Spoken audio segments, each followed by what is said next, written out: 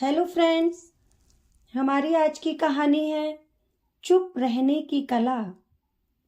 बहुत समय पहले की बात है। भारत के एक शांत वन के किनारे गौतम बुद्ध अपने शिष्यों के साथ विहार में रहते थे। वहाँ रोज दूर दूर से लोग आते, कुछ सीखने, कुछ बहस करने और कुछ केवल अपनी बात मनवाने। बुद्ध हमेशा शांत रहते, न क्रोध, न बहस, न ऊंची आवाज। एक दिन एक व्यक्ति आया। उसका चेहरा क्रोध से भरा था, आंखों में अहंकार और शब्दों में जहर। वह बुद्ध के सामने खड़ा हुआ और बोला, लोग तुम्हें महात्मा कहते हैं, लेकिन तुम तो कायर हो। जो चुप रहता है वह कमजोर होता है। अगर तुम सच्चे ज्ञानी हो तो मेरे सवालों का जवाब दो। बुद्ध मुस्कुराए। उन्होंने आंखें उठाई, व्यक्ति को देखा और कुछ नहीं बोला। वह व्यक्ति और भड़क गया। उसने बुद्ध को अपशब्द कहे, उनका मजाक उड़ाया, यहाँ तक कि उनके परिवार और शिष्यों को भी नहीं छोड़ा। पूरा विहार सन्नाटे में डूब गया। शिष्य क्रोधित हो उठे। आनंद ने कहा, भगवान, आप कुछ क्यों नहीं कहते? यह आपका अपमान कर रहा है।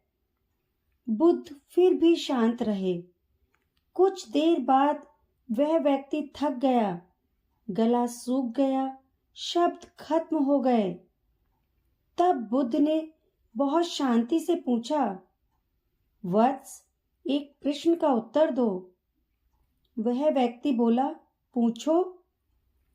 बुद्ध बोले, यदि कोई तुम्हें उपहार देना चाहे और तुम उसे स्वीकार ना करो तो वह उपहार किसका रहता है?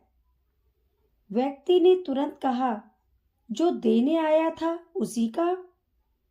बुद्ध मुस्कुराए और बोले, ठीक वैसे ही तुम्हारे क्रोध, तुम्हारे अपशब्द, तुम्हारी नफरत मैंने स्वीकार नहीं किए, इसलिए वे सब तुम्हारे ही हैं। वह व्यक्ति स्तब्ध रह गया।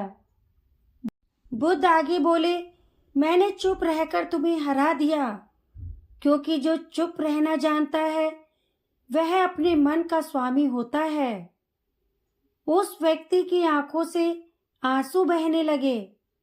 वह जमीन पर बैठ गया और बोला, आज समझ आया, चुप रहना कमजोरी नहीं, सबसे बड़ी ताकत है। मुझे क्षमा करें। बुद्ध ने उसके सिर पर हाथ रखा और कहा, जब शब्द क्रोध से भरे हों तब मौन ही सबसे सच्चा उत्तर होता है। इस कहानी की सीख यही है दोस्तों, चुप रहना डर नहीं है। हर बहस जीतना जरूरी नहीं होता। जो अपने शब्दों पर नियंत्रण रखता है वही सच्चा ज्ञानी है। मौन कई बार हजारों शब्दों से ज्यादा बोलता है।